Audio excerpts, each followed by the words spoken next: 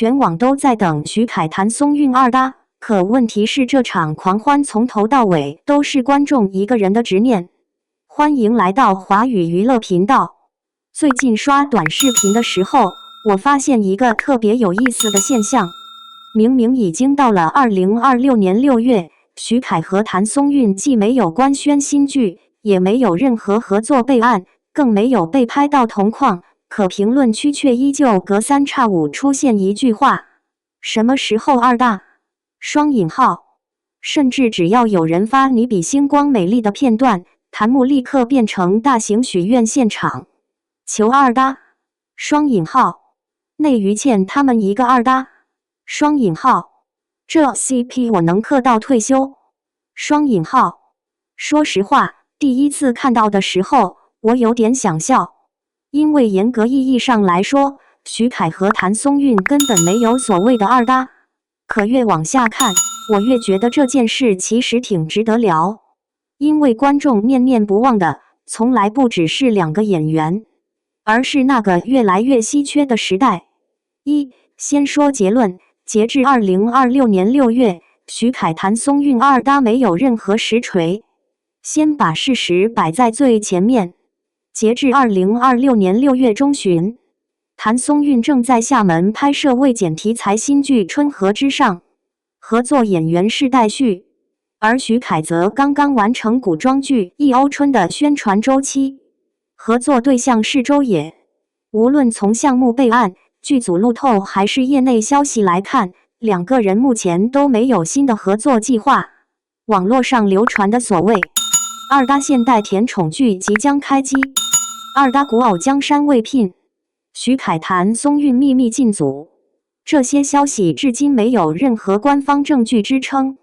换句话说，所谓二搭传闻，更多只是网友的美好愿望。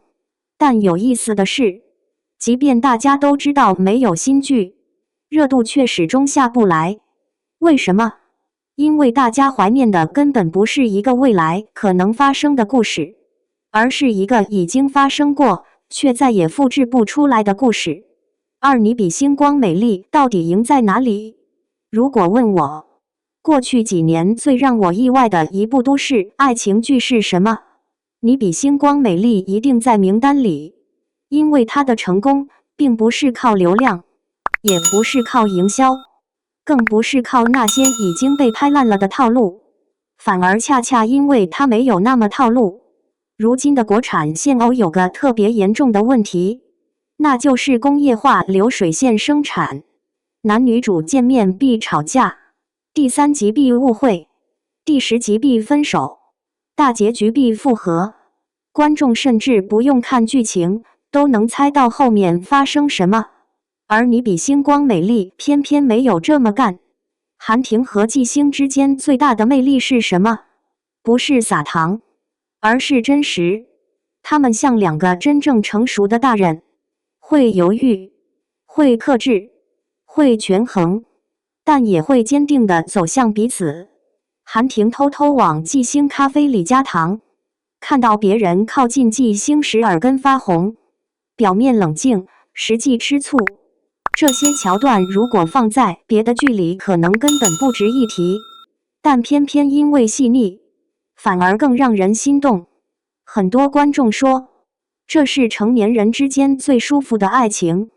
双引号，我完全认同，因为爱情最动人的地方，从来不是轰轰烈烈，而是那些藏在细节里的偏爱。徐凯和谭松韵为什么会产生奇妙化学反应？很多人把你比星光美丽的成功归功于剧本，但在我看来，演员同样功不可没。徐凯身上一直有种很特殊的气质，他长得帅，这一点没人否认，但比起传统意义上的霸总，他更像一个有温度的人。韩婷这个角色如果演不好，很容易变成油腻总裁，可徐凯没有，他演出了克制，演出了隐忍，更演出了一个成熟男人的责任感。而谭松韵则是另一种存在，他最大的优势从来不是经验，而是共情。他总能让观众觉得这个人就在我身边。双引号，季星创业失败时的迷茫，被现实打击后的无助，面对爱情时的小心翼翼，都被他演得极其真实。当这样的两个人碰撞在一起，化学反应自然就产生了，不是刻意营业，不是疯狂发糖，而是一种润物细无声的默契。这种东西很难复制，甚至比颜值更珍贵。4. 为什么观众越磕越上头？有业内编剧曾经分析过一个现象，真正长红的 CP 往往都有一个共同特点，那就是留白。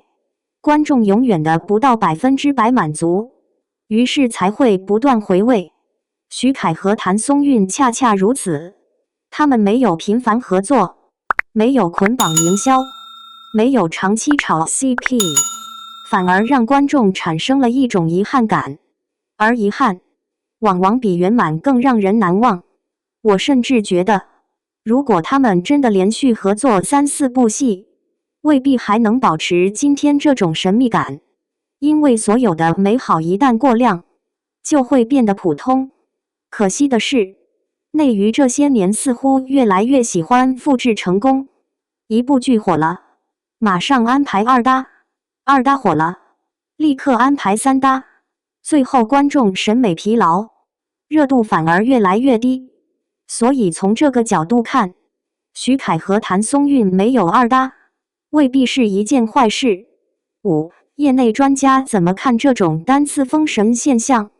不少影视行业研究者都提到过一个观点，演员 CP 感其实是一种概率事件，不是公式，更不是算法。同样的演员，换一个剧本，可能完全没有火花；同样的导演，换一个搭档，也可能失去魅力。所以业内常说，爆款可以复制，感觉不能复制。双引号，你比星光美丽能够成功，是演员、导演、编剧、市场环境和观众情绪共同作用的结果。缺少任何一个环节，都未必能达到同样效果。因此，很多专家认为，与其强行追求二搭，不如珍惜已经诞生的经典。因为经典最大的价值本来就不可复制。6. 网友评论才是最真实的答案。翻看评论区，我发现很多留言特别有意思。有人说，不是想看他们谈恋爱，是想看他们演成年人。双引号。有人说，终于有一部现偶不把观众当傻子。双引号。还有人说，他们让我相信爱情不是狗血，而是理解。双引号。甚至有网友调侃，内娱现偶退步太快，所以你比星光美丽越来越像神作。双引号。虽然有些夸张，但也反映出观众真实情绪。当市场上充斥着套路化内容时，一部认真讲故事的作品自然会被不断怀念。7. 我真正想说的话。说到底，大家等的真的是二搭吗？我觉得未必。大家真正怀念的，可能是那个愿意认真塑造人物的创作环境。怀念的是没有强行误会，没有降智剧情，没有工业糖精。怀念的是成年人之间势均力敌的爱情。